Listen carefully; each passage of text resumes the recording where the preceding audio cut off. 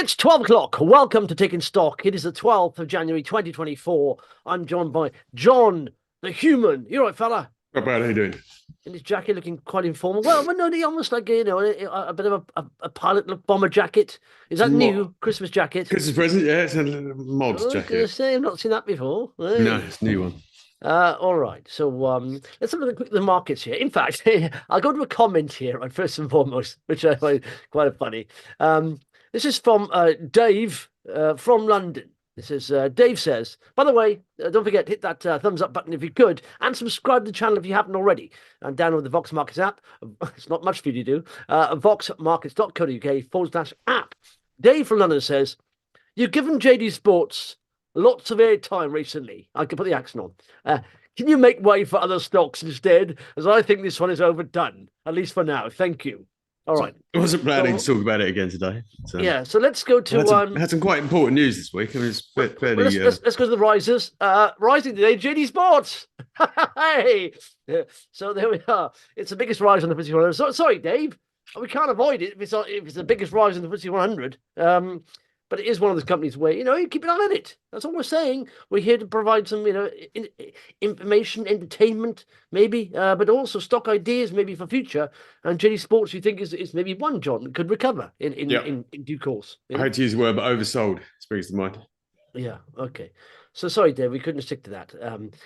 But FTSE 100 up 0.61%, FTSE 250 0.44%, AIM share 0.34. So Melrose, it's quite worrying, isn't it? What's going on in the Suez Canal? It seems like contagion happening there, a little bit. How far will this go? We don't know. But I've got some graphics from the BBC actually worth looking at about the impact on global trade and what it means. Because, of course, there's a huge detour needed if you want to avoid that. Melrose, Endeavour, Rolls-Royce, obviously defence and all these kind of BAE systems are rising here. But also supply chains, procurement, right, and Shell's rising as well because obviously the oil price is affected by this. Yes. Well, the oil price, the oil price rose more on the back of the seizure of this oil tanker by Iran. Yeah, well, exactly. So yesterday, but look at all the commodities. Look, all up today. All up. What's the biggest rise? It is Brent crude up 2% today on that. So they're all up. Yeah. So but before we get into a bit more on the Suez Canal and stuff, the theme of this, episode here is looking at previous winners and seeing what the qualities are and trying to find a new winner. Because we've had news out, and in fact, one of the comments today, joining the comments, everyone, Mike says, how about Warpaint London today? Do you own forecasts on this one, as the broker forecasts are way out of date? Now, last time we looked at this, I did say it's a cracking company. Brilliant company. It's not cheap, though. But, you've got to pay for quality. But then they come out, and again, they beat expectations. Let's just go to the news here on Warpaint. And do you know what? I'm surprised. I just promised I'll bring these spreadsheet up, John, but even their margins look like they're improving. Because this is what they say here, trading update. This is ahead of market expectations. They were expected to do 85 million revenue for the year. They're now going to do 89.5. And they say profit before tax not less than 18 million. So I put this in. This is my spreadsheet here, and I put these in my forecast. And this is profit before tax 18. That's a 21% margin. I don't understand that. Because it was 12% last year. Scale. That's unbelievable. Scale. Bigger it gets, the better its margins get. Yeah, so this is what I'm saying, Mike. My forecast for this, I'm basing this on, and I've only given them 20% growth next 2 years because they've done 40% this year with that. But the margins have gone up.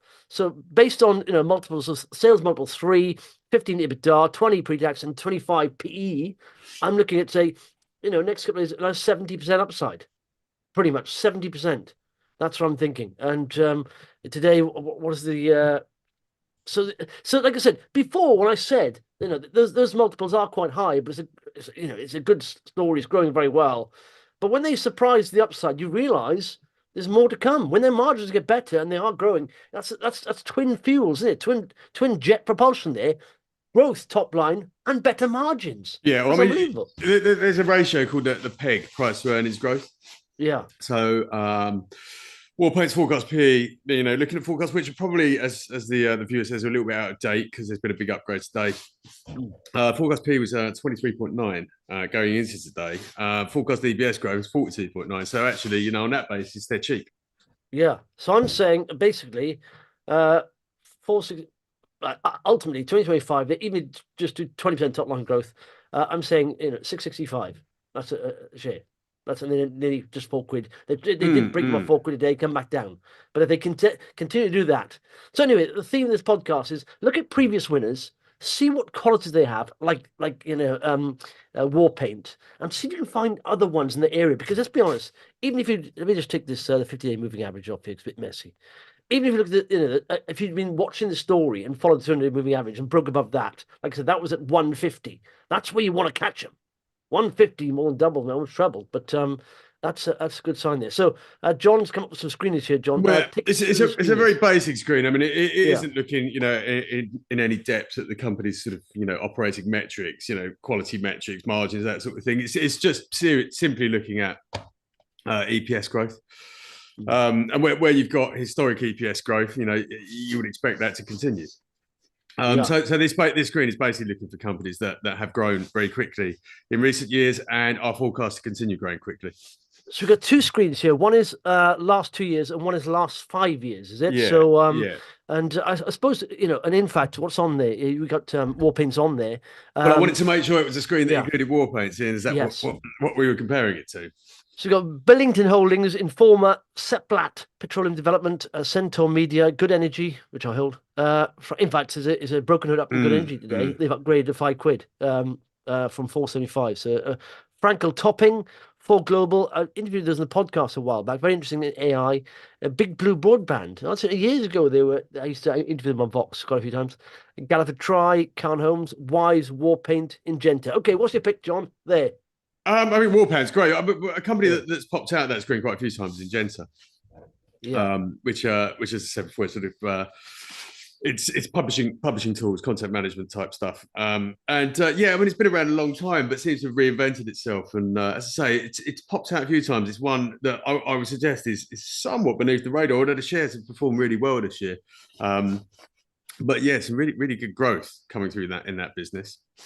ING. So look, so they are 27 million market cap. They're quite a lot today. Was there any news out? No change of nomad, new customer wins. Again, I did say sometimes, if you can, the chance of achieving a positive return are higher if you can combine growth and value, pretty much. Because if something's very highly valued and it misses estimates, then it's a big risk, But sometimes you can't get that. And sometimes you have to pay up. Like Ingenta, I don't think particularly cheap, are they? Because I'm looking at the half-year report. So 27 million. In fact, it's not too bad. I've lost my screen. They did 5.74 million, 9% for the half year. Adjusted EBITDA increased by 26%. I mean, they're not expensive. No, they're not expensive. They're 14 times earnings. So, again, looking at the forecast rate of earnings growth, that's a peg of 0.5. Yeah. So earnings are growing at twice the rate, essentially of the PE of the rating. So in fact more. So that's a cheap growth share, I would say. Yeah. And then if you dig into it, it's been a bit of a checkered history, but seems to have found its place, and growth is expected to come quickly from here. Yeah. What else is there? There's something I might have kept there. Okay. Billington's been a good one. I mean, this is sort of structural steel, and there's a lot of infrastructure investment going on, and obviously it stands to benefit from that. I know Billington has been on a lot of people's radar recently, but that's an interesting one. Frankel Topping. I got to try Wise. Okay. Galliford Try we spoke about before. Yeah. I mean, they came on the podcast a while. They've changed the business model, and now the big contracts. Margins are huge. Oh, so we're going down to this is a 5-year now. Angling direct there, John. Yeah. Hey. Yeah. Are you still on the hook for those? I am, absolutely. Well, I mean, I tend not to dump a position as just after buying it. You know, I do have a bit more patience than that. Yeah. But yeah, I mean, angling direct. I mean, funny enough, there's a company that recently invested in Kelso. It's had a trading update today. We'll come on to that in a minute. But yeah, you know, the 5-year history is great. But then, you know, as you would expect, the reason this looks better over 5 than 2 is because not a lot of people went out fishing during lockdown because they weren't allowed. Yeah. And so you know, it was a bit of a hiatus in the business at that point. But prior to that, it had been growing very quickly. A lot of cash this company's sitting on. A lot of cash and a growing market. Okay. Anyway, so those screens are right there for you to have a look at when I publish this a bit later. So check that out. In the meantime, let's look at a front page of Vox here. You know, so just going back to that 5-year one, Equals. I know Equals is you know, very, very nice company. Again, you know, lots of interest in this and companies that are like Equals. Yeah. I think we speak to Cornerstone Financial Services. I mentioned Cornerstone quite a few times. I mean, I covered them recently. I still think they're quite cheap. I mean, I jumped in and I got scared out of the position because I saw lots of companies in that space saying it's getting more competitive. But I realise now maybe Cornerstone was eating their lunch, you know. Maybe they were taking a bit of share off other companies. So, yeah, Cornerstone, I mean, if you look at, you know, the metrics on it, it's CSFS, I can't remember what is it. Yeah. It's risen a lot. And maybe it'll have to cool off, like I said recently, but I still don't think it's, you know, particularly overvalued at all. A lot of interest in this space. Yeah. A lot of interest in this space. So Cairn Homes, interestingly, pops out of both screens. Cairn Homes is a house builder, obviously. Yeah. But it's slightly different from the sort of sector as a whole because Cairn is focused on Ireland. Okay. And in Ireland, the shortage of housing is acute, even more so than it is in the UK. So whilst it's been a horrible year for a lot of the house builders, the Irish ones have fared rather better, and it's Cairn and Glenville Properties, I think, is the other one. So not if you want a house building exposure, and I spoke about this with Paul Hill quite some time ago now, but Cairn was the pick of the sector when we looked at that, and as I say, pops out of both screens. Yeah. Okay. In fact, no surprising, most followed company there on Vox is Warpaint. You got Vistry as well, Greggs, Roslin, up Darrenbird. Canadians, obviously, do you know what? For the life of me, I can't see why people. I saw people investing that for a long time on Twitter and averaging down. I thought, why? You know, first of all, wildcat drills are hugely risky. You know, they are like 5 to 10 of one against you getting any results. And then they were issuing money bonds, and it's gone down to even today. It's gone up by 100%, but it's now only a 200 million market cap. And I think people have been taking the cleaners there massively. This amused me a little bit. UK Oil and Gas successful placing, yay! All right, it's like 20% discount. I wonder how the sort of shareholders of that feel about having successful placings. They raised 750,000 placing. Discount 20%. Just operations about upcoming drillings and workovers and all that stuff happening. Where else? Yeah, Warpaint is there. Selling Goods directed. Selling Goods they've changed their name. They're going for an AI thing. I did say yesterday to Vadim. Do you remember back when .com happened, John? And there's lots of AIM companies. Operations weren't that strong, didn't do a lot. They just changed the name to .com in the end, and their share price would rise. It seems like maybe it's a start of that, with some companies just changed the name to .ai in the end. I mean, it's so funny. Yeah. This week is the Consumer Electronics Show in Las Vegas. Very big, showcase for the world's tech companies. AI is the word on everyone's lips at CES. Everything from sort of AI mirrors that tell you, your mood or what your skincare regime should be, or that's what they're doing. They've got AI Hoovers, that can sort of detect the state of your carpet and what sort of hoovering, what sort of suction you need. But I just think there's over-engineered some of it. I mean, I don't need a mirror to tell me what kind of mood I'm in. I know what kind of mood I'm in. Yeah, I don't think there was. Let's say you're in a good mood, right? And the mirror says you are not in a good mood. I am in a good mood. No, you're not. I am. And you start arguing with the mirror. You say, no, I'm in a bad mood because I'm arguing with you. There was a very interesting comment from a journalist I heard reporting from CES. He said, AI is the big word on everyone's lips this year. Last year it was the metaverse, and this year nobody's talking about that. So it sort of gives you a clue as to how these trends move. No, metaverse, I was never convinced of at all, ever. Were you? I saw when Facebook first released their sort of graphics, it looked like a 1980s arcade game. I thought, what? That is not the future. Why do I want to dress up like a cartoon character or be a chimpanzee or an elephant talking to friends? I can't see the point of that. Yeah. What real life application does that have? AI has massive real life application. It really can transform industries and efficiencies. So I think AI is here to stay. It was always the one. I think it just takes a while to get it working, kind of thing. And the more data you get, the better it gets. In fact, it's so scary how AI is going. But anyway, Vistry. Did you see the results for Vistry? In fact, they do boast a bit here. Yeah, they were good results. Yeah. Now, Ahead of Vistry's got Vistry, yeah, ahead of guidance. Their completions were down, I think, just over 5%, which is pretty decent. When you they said that there. I like this. I said total completions were down only 5.4%, only down, and they said significantly outperforming our peers. Yeah, well, reflecting on the resilience of our partnership model. Yeah, well, the partnership model is what differentiates Vistry from the rest of the industry. They've decided to go down the route of working with partners to deliver a lot of which will be social housing. And there has been some sort of skepticism towards this model, but these numbers would suggest that actually it could be the model to go down. We know that housing affordability in this country is stretched to breaking point. A lot of people can't get on the housing ladder, so it remains to be seen whether this actually plays out to Vistry's advantage. But in terms of what's required, I like what Vistry's doing, and this trading update is very decent indeed. Yeah. Well, they got a forward sales position up 12.5% on prior year, which is quite good.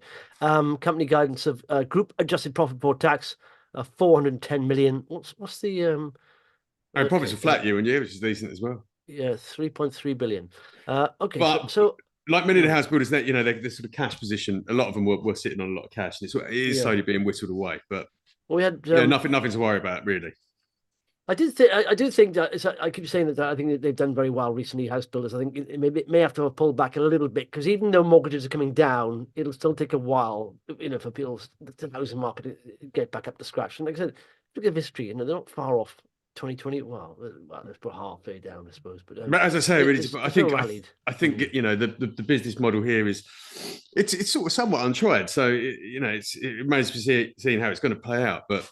Yeah, I suspect there is huge latent demand for more affordable accommodation, whether owned or rented, and this is perhaps where Vistry may have an advantage in the years ahead, especially if we have a Labour government. Yeah. Well, I think we are going to have a Labour government. Burberry trading update here, down 9%, one of the big fallers actually. And they do say here, we are continuing to deliver the transition to our new modern British luxury creative expression for Burberry, which started appearing in our stores in early autumn. We are still in the early stages of executing this, which has become more challenging against the backdrop of slowing luxury demand. I've no idea what that even means.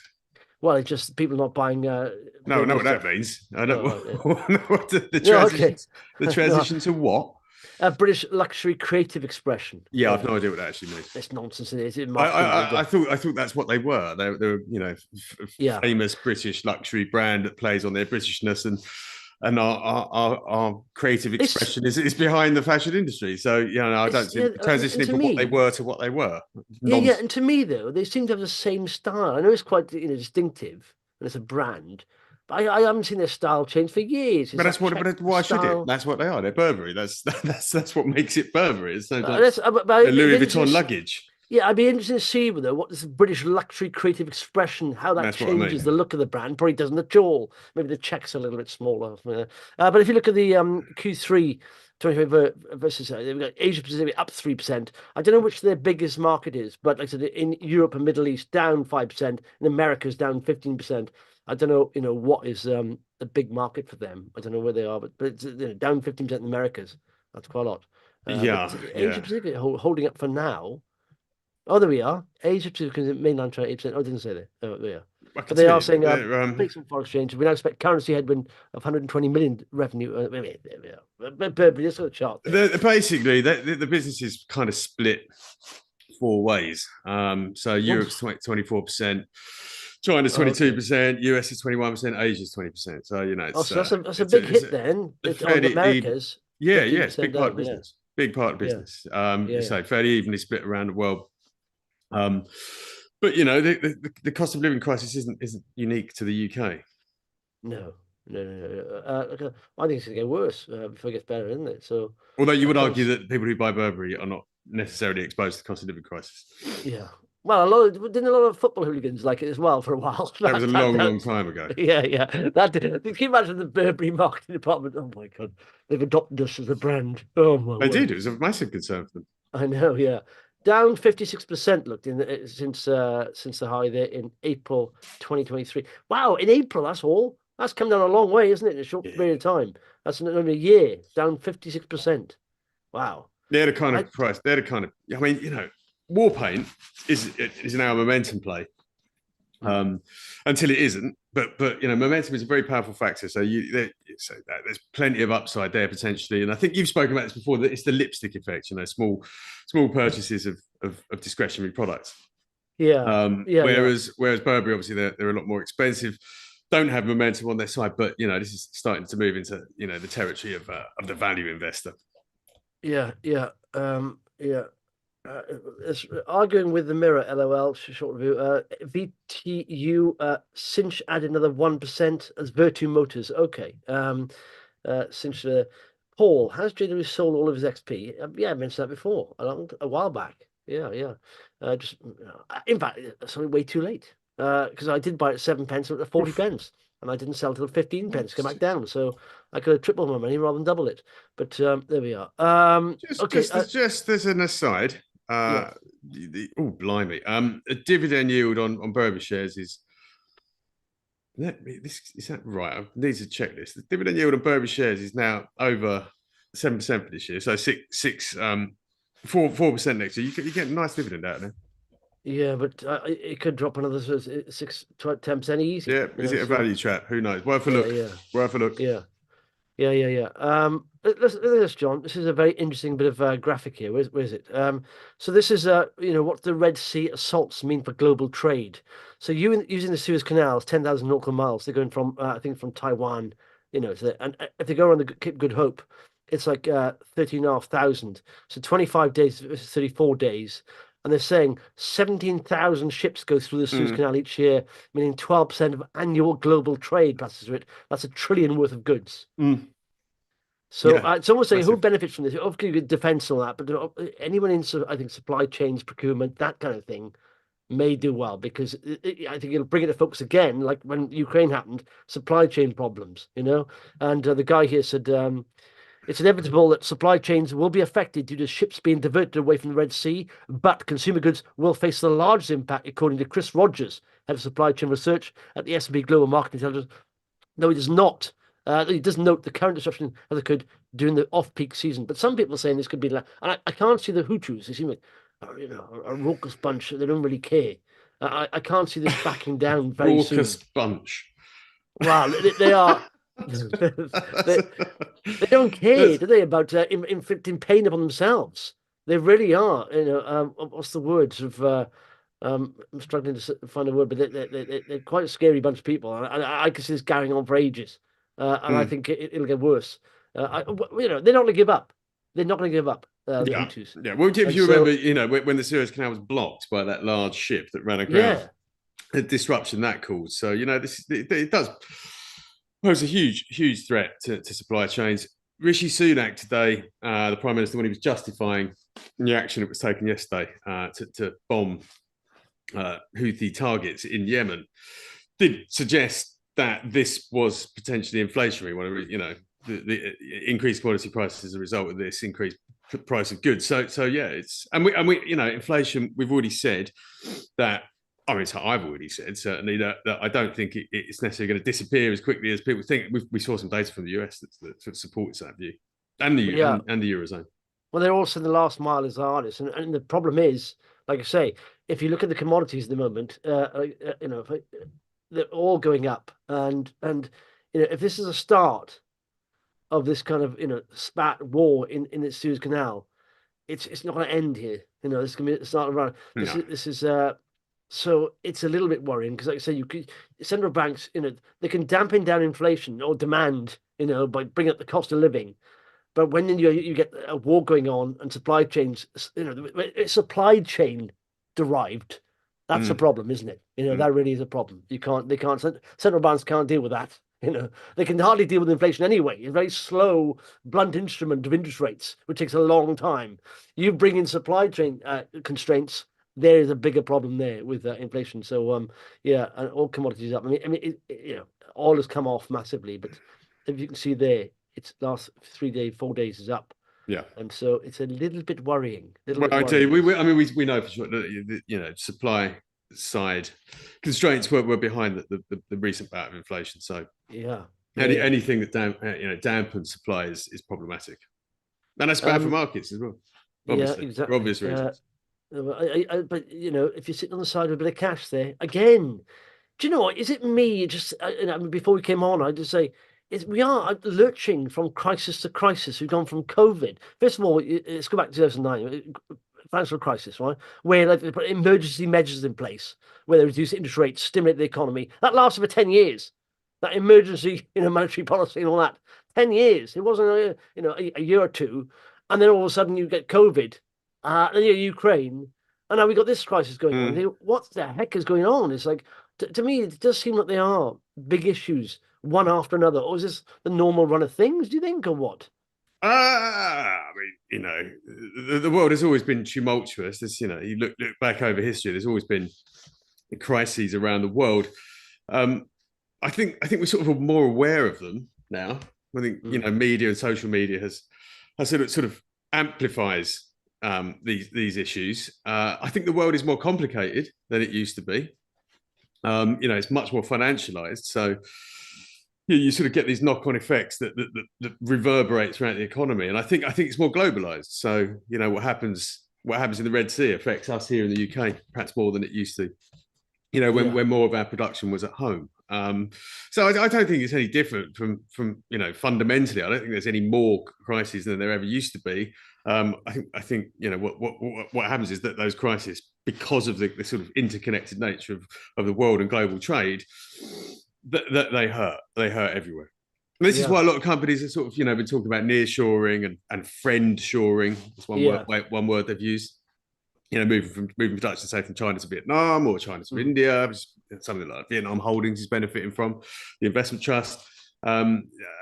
Just its security of supply chains rather than cost of supply chains, which is now what's becoming more important to companies.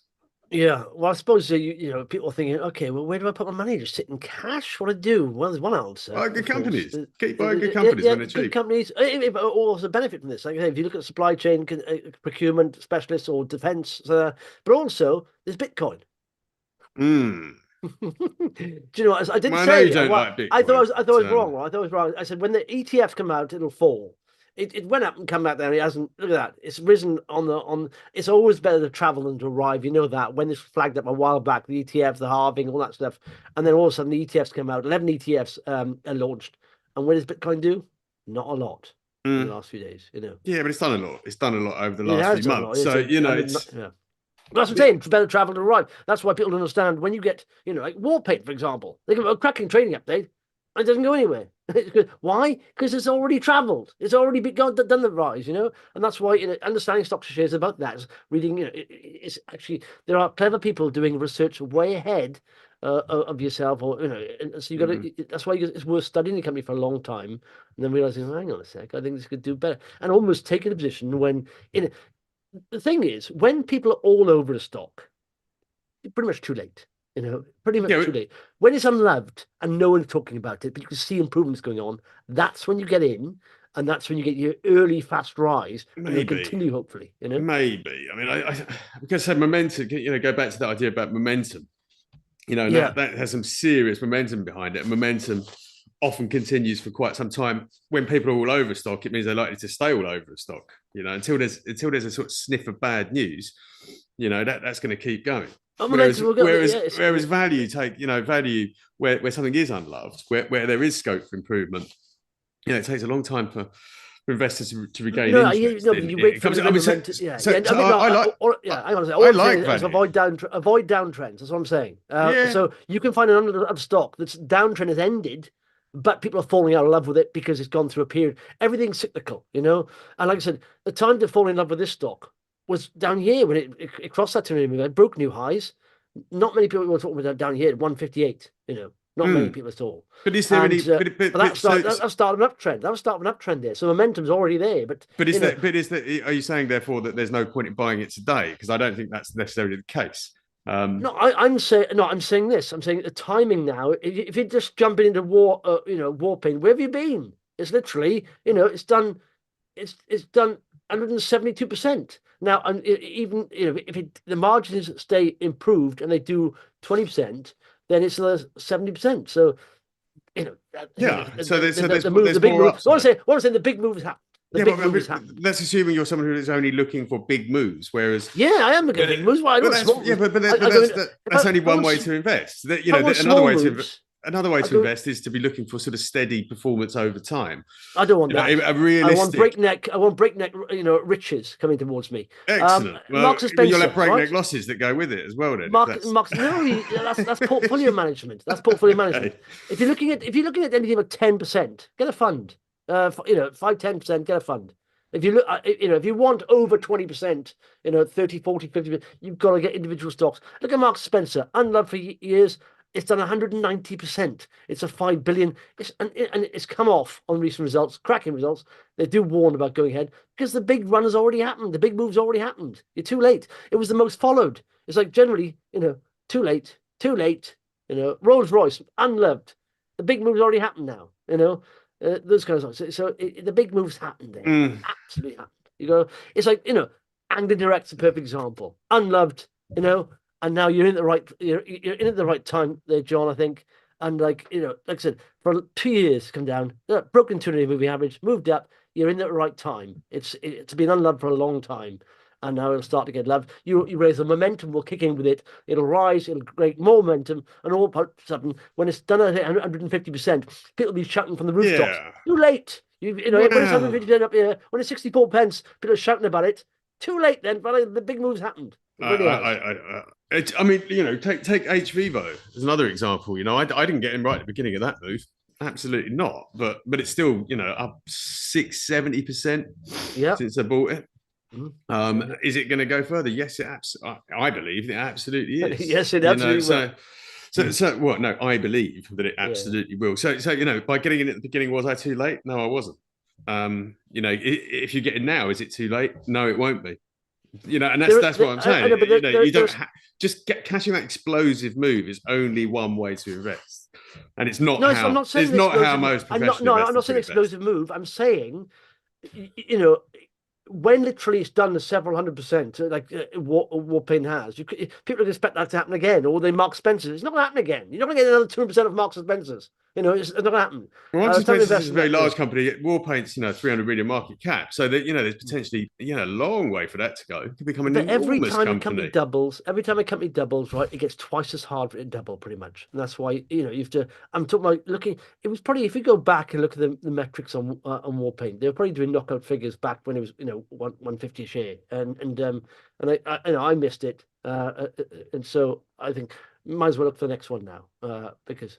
I'm not saying, it'll probably do well next a few times, but I mean, to me, I want. The run has been amazing. Yeah, let's be honest. I mean, I did buy something that is rather unloved this week, which is Focusrite. Had a little nibble on that. Yeah. I thought I took the plunge. Shares down since. That's it. C'est la vie. Yeah. No, it's a great company. It has unique products. The balance sheet is healthy. I spent a bit of time, morning going through the numbers.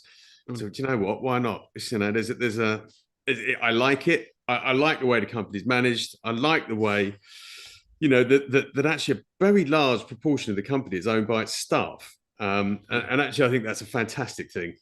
Yeah. I'm not joking though. Even if you're on the basic level, right? You're going to have a little bit of a comeback here because it's risen very quickly from the bottom.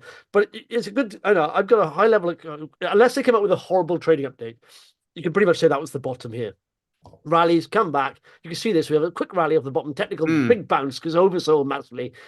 Consolidation breaks 200-day move averages. Big round rally again. It has to consolidate here, but that's going to roll around and probably it may take a few months, but it's going to take back up as long as they carry on. And people will be shouting about that then when it's like 14 quid. Yeah, it's the amazing amount of people. Whenever you see, I'm not going to mention any stocks, but you see a company being mentioned on Twitter or X, as it is, and anything mentioned about it is always positive. You get hundreds of likes, and you think it's too crowded. You're too crowded. The best performers are when they're unloved. Really is, and there's been so many examples of that. Like I said, now Focusrite for unloved, and people, it's not going to crowd. You watch in about a year's time, people are saying, "Oh, I should have bought that down there." But this comes back to which factors are the ones that create the best outperformance, and traditionally value has been that, but over recent years, momentum has been the main factor to play. So there's all sorts of ways you can look at this. The momentum placing all winners, but you've got to get in there before the momentum's been going for like a year or something. It's got to. So the best returns I've ever had have been companies that are unloved, and literally, no one's talking about them. And in fact, I bought a company just recently, and I just see no one talking about it. Some people are giving up on it, and I see some lights appearing there, and I think they're in a sweet spot, very undervalued. I'm not going to talk about it yet, but and I think it's so unloved. People almost hate it, but and that's where you get a good return when the fundamentals are improving, the technicals are starting to kick up, and people hate it because they've lost so much money on it. But there we are. Anyway, any comments? So look, yes, I had a chuckle. Mr. Steve, I had a chuckle when Barks went overweight on Greggs this morning. Hey, nice. Yeah, Greggs a cracking company. But I said it again, Greggs. There was a time when it was a year back. It was oversold. Where were people then? Now it's rallying business. Oh, it's a great business. Yeah, you're saying that now, but when it was oversold recently, people. Journeo, been on a run, but has it room to go? Sneaky winner. I like Journeo, but again, I'm too late there. Too late there for me. It's not for you, maybe, I don't know, but it's just the way I invest. I find something before it moves. DG Innovative, you mean? No, DG Innovative. Justin, was that you buying 330,000 shares? Graham, Journeo, Zulu principle. Yeah, currently fits Jim Slater's Zulu Journeo. Does it? No, but Journeo has been, we've been talking about that for months, haven't we? And I said, it's too late. Or we've missed it. I mean, look at Journeo. Yeah. I put those lines on back here. So when it breaks out, and it broke out, I got an alert on that. I didn't bother getting in. And I thought the amount of news on that was phenomenal. And I should have got in. I didn't. I missed it. And to me, that's a miss. So it's a 45 million market cap company. Yeah, but it depends what the earnings and revenue are and growth are and the valuation now. When almost you see companies and you think that valuation's stupid. It's ridiculous. And that's when and it's unloved and it's improving fundamentally. You can see fundamentally it's improving. The margins are improving, and you can see what's happening there. They've maybe had a new CEO, something coming in, or something's changed, and they've done something, and you can see it improving. And yet the valuation is so silly that it's almost like, I hate to say a no-brainer, because I often say if you're saying something's a no-brainer investment-wise, you have got no brain because everything's got a risk attached to it. But sometimes it's close to a no-brainer. And anyway, right. So Journeo, I mean, again, this is where I'm going to have to, politely disagree. That's fine. They've got a 45 million market cap company here that's done extremely. The share price has done extremely well. It's doubled over the course of the year. We've forecast to double its revenues this year. It's forecast to double its EPS this year, and it's trading on a P of 13. So if I would suggest going away and doing research into the market and the products and the way it services its market, that to me is a company that potentially has the opportunity to own this space on a very wide geographic basis and grow significantly from a 45 million market cap. And you get that on a forecast P of 13. My worry is there's a lot of borrowings behind it. So that's looking at the screen. But yeah, I think there's something's moved. But I've seen so many companies that have moved, and when you look back at them years later, that move was a small blip at the beginning, and they've gone on to greater things. I know that, but I just think it's a great business. You've got to get there. I'm not saying you have to be clinical in your timing. I'm just saying when something's moved by a couple of 100% and everyone's all over it, you're probably a little bit. I mean, for us, like I say, if you're after 10% a year, fine, go the fund. I mean, if you want to get way above 20%, you've got to go individual stocks, and you've got to be quite good at this game, and you've got to be better than most other people because it's very hard. You only have to be as good as you only have to be. You don't have to be better than anyone else. You just got to be as good as you want to be. You got to have your target next to it. It's not a competition. No. What I'm saying is, I'm not saying it's competition. What it is, champion investors competition. But what I'm saying is, if you want to do well and earn more money than the average in private investors, and most private investors don't do well, they don't. But 70% lose money, because they think they're individual. In fact, James Marlowe said, "What is JW on about? If you are trying to time the market, you are a fool. Invest in good value companies with strong fundamentals." No. This thing about timing the market is an absolute myth. The market is cyclical, and you can time it a little bit. You can do it.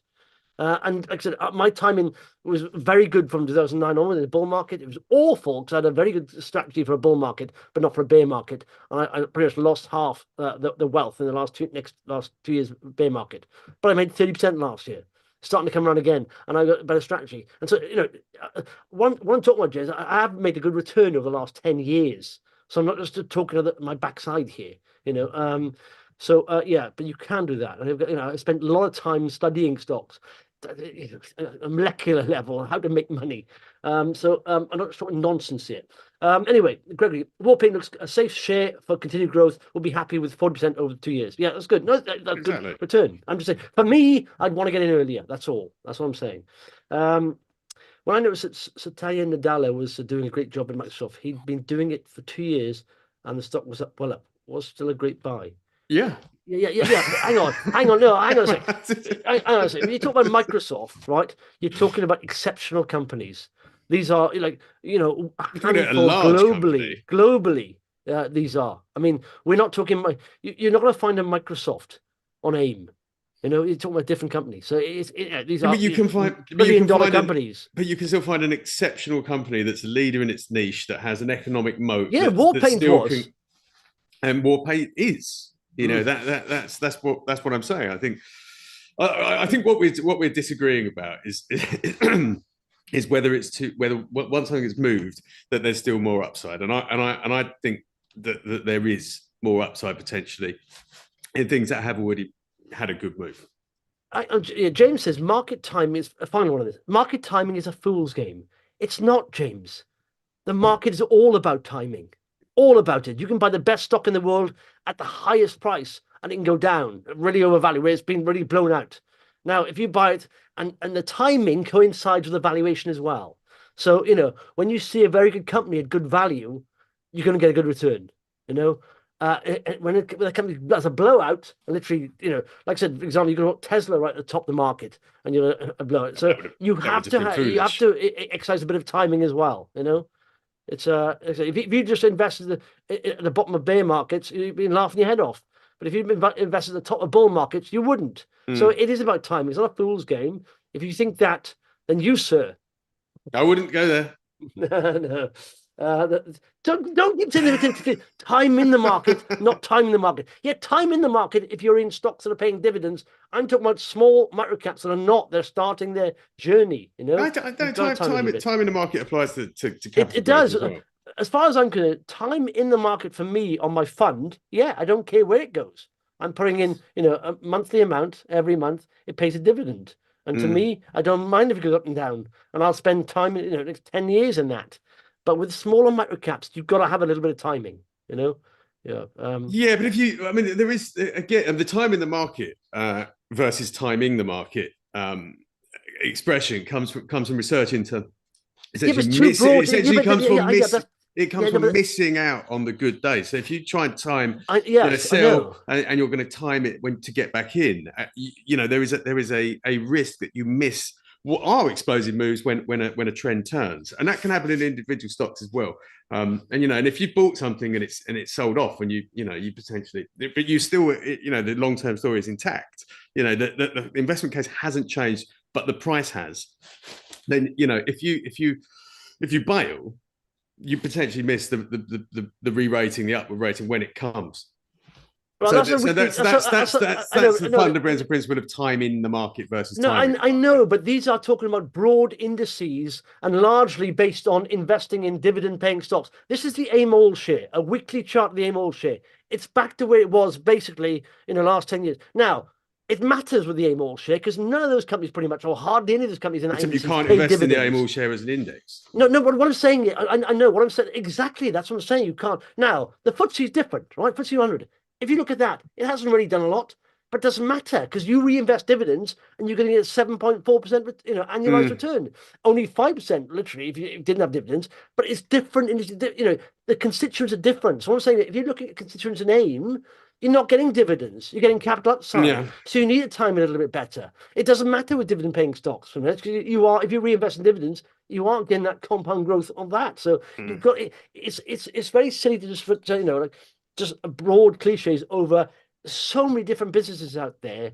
And like I said, you can apply that business to when they're talking about time in the market.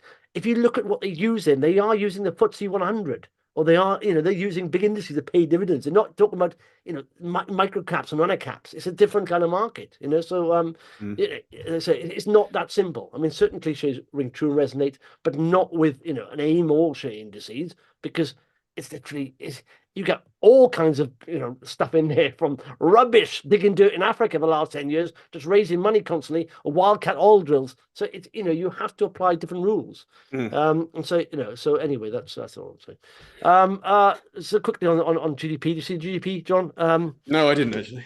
It grew in November at 0.3%, better than forecast 0.2%.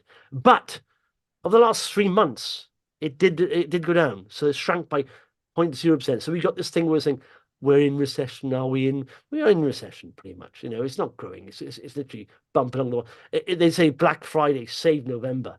So if you strip that out, where are we? And you may get a little boost in December, but let's be honest. We are pretty much in recession, aren't we? I'm not sure I really care anymore. No, I don't care in recession.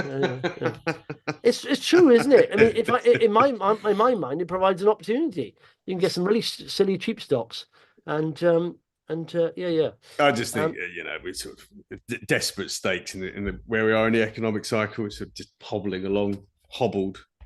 Yeah. Sorry, Graham. Cracking passion today, J&J.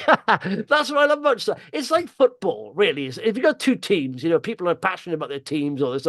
That's why I love investing. You can get passionate about it. If I hadn't found investing, I probably wouldn't be here by now. It just kept me going, really. Like the games from market timing.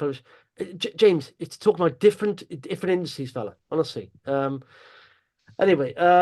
Okay, yes, AIM is for trading, not holding. Many lifestyle companies. That again, Gregory, is literally, it's a bit of a generalization. There are some, like I said, Warpaint, is that AIM stock? That's I don't know. Actually, I can't remember. Yeah, I thought it was AIM. AIM is tarred with the same brush. There are plenty of good companies on AIM. There are, but people tend to shout about the big losers. Yeah. Which then gives AIM a bad name, and I think it's a company, Nichols, which is an AIM company. It's been around for 100 years. This company had a really nice trading update this week. Soft drinks maker, Vimto. Yeah, nice numbers this week. Been on AIM for a long time. Dividend payer. I can see that. Actually, not looking cheap now, but that's done 50% EPS growth over 2 years. Nice company. Yeah. AIM is there are definitely gems on AIM, but there is, as you said, there's definitely also trash. Yeah. And hopefully, and I know it's a bad thing to say, but this downturn, where it's been really hard to raise money for companies, maybe it's a natural cleansing mechanism to clear out some of the zombie stocks, and maybe a bit bring about a healthier indices. Because that's what it should be. That's how capitalism should work. All right. Well, there's been a bit passionate today. Maybe I've had too many coffees, or someone just just a couple of things before we go. Ensilica, I thought was worth a look today. Oh yeah. Ensilica. That was interesting, wasn't it? So this is quite surprising. This is quite cutting edge for you know, you know, like I say, an AIM again. What is it? 29 million market cap is down today on that news. Yeah, well, is it? It was flat when I looked at it, but it's I think this is quite a good bit of news. Well, it's certainly an interesting bit of news. Post quantum crypto accelerators. So Yeah. you know, just sort of going back to crypto and Bitcoin for a bit. One of the big threats to crypto, or one of the perceived threats, is quantum computing, which is believed could disrupt the mining model and also disrupt the cryptography that actually makes the whole thing work, makes it secure. So actually, Ensilica's, you know, this is a very, it seems like a very, very positive development here that might actually again sort of further legitimize blockchain and crypto. And in Ensilica's case, this is sort of intellectual property that it can sell on to other chip designers. So I think it's good news for this company, little company. Oddly, when Paul talked about Sondrel a while back, he took a position in Sondrel, which has obviously gone very bad for him, and that can happen. Like I said, I looked at Ensilica as well. I think I preferred Ensilica to Sondrel. Yeah, it's you know, it's that's had a bit of a hard time. It has had a hard time, but you know, sometimes it only takes one product development leap, and it can change the whole picture for a company, particularly in this industry, in tech. Having a note of Premier Miton, little fund management group. Oh yeah, no, I've been watching these because I do want to get an asset manager on board. I want to invest in asset manager. I think when market turns, it's essentially got a leverage play on a market recovery, and those shares are up quite sharply today. And again, if you going back to your unloved theory, this is an unloved sector. Yeah, oh, absolutely. Yeah. And literally, like I say, most of these, which will a rising tide, they'll go with the market, you know, and like you say, almost a leverage play on the market. So, so you want it could be a nice upward move in this sector when you know, when a recovery really does start to sit in. Although I'm not sure when that will be. So but still outflow. There's still outflow. This is to December, so a little bit so 200 million. Watch the flows. When that starts to turn, then you know Or when this is a sector that could be worth a look. Yeah. Marvelous stuff. Thanks everyone for tuning in. It's been very interesting. Conduct is a major risk to banks, insurers, and many others. That's what Steve says. Graham M. Burford share 6 billion. Yeah, Burford. You know, one of the biggest on AIM. The trouble is, the problem is when people lose money, they shout about it, rightly so. And then they highlight the companies that are normally on AIM, you know, but there are some good quality companies on AIM, you know, there are. You just have to search for them a little bit. And, you know, there we are. Marvelous. Thanks, everyone. Don't forget to hit that subscribe button if you like the content, the feisty content here on the channel, and hit that thumbs up button if you could. And, you know, don't forget, download the Vox Markets app. It's free of charge. Gift to you. voxmarkets.co.uk/app. Cheers, John. Speaking next week. Have a good weekend.